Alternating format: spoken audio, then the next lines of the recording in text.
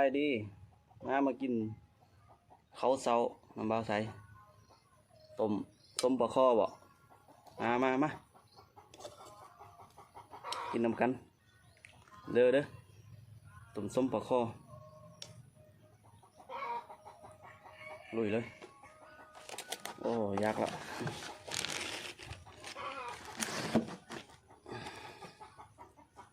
เขาไม่ได้เนาะ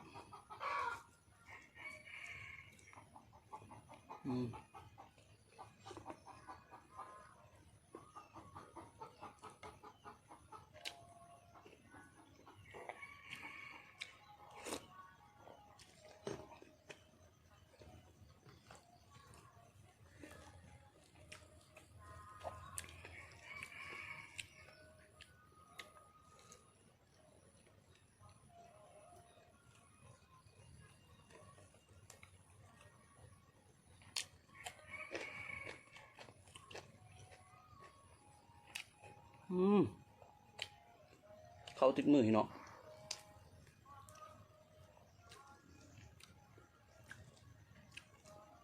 ทำเจียว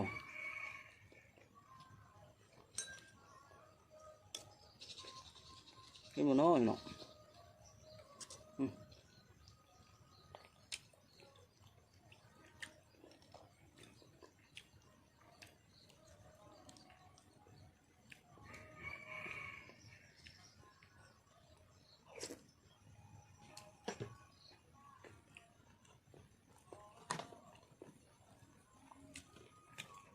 ปลาคอฮึกจันที่เนาะล่างหนึ่งฮึก3 ตัวมันโลปลายใส่ว่านนี่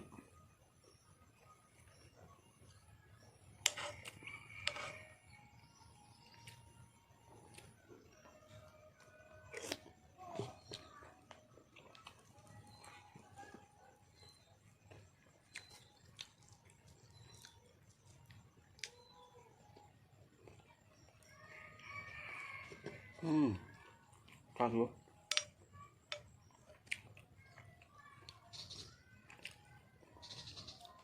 ส้มพอดีใส่น้ำส้มนัวนี่เนาะ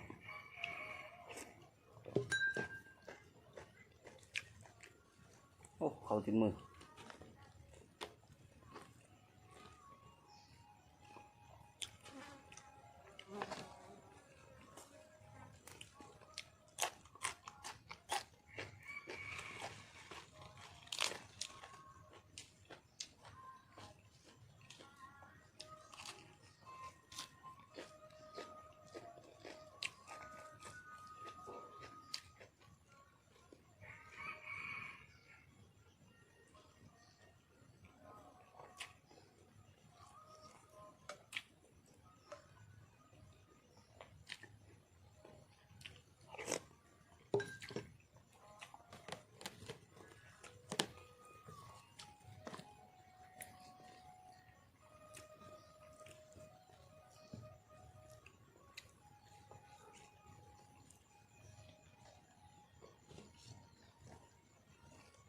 หัวมันเนาะ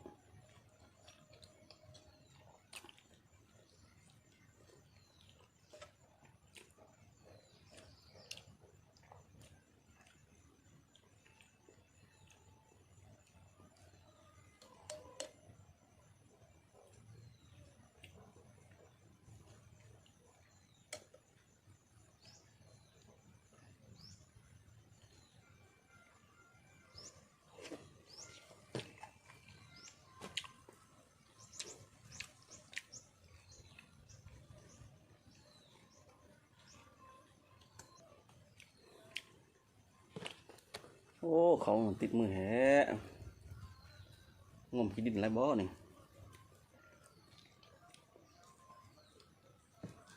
ทำไงจำแจ้วบังดู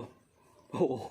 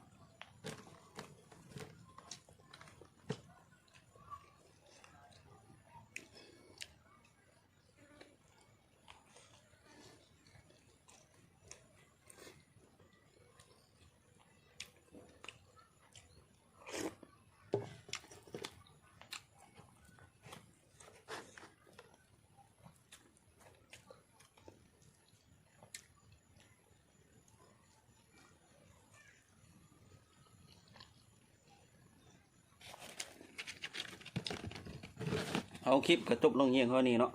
เอาขอขอบใจเด้อที่เขามารับชมช่องเบาใสเดี๋ยวจะเฮ็ดคลิปต่อไปจุ่มเอาขอขอบใจขอบคุณครับ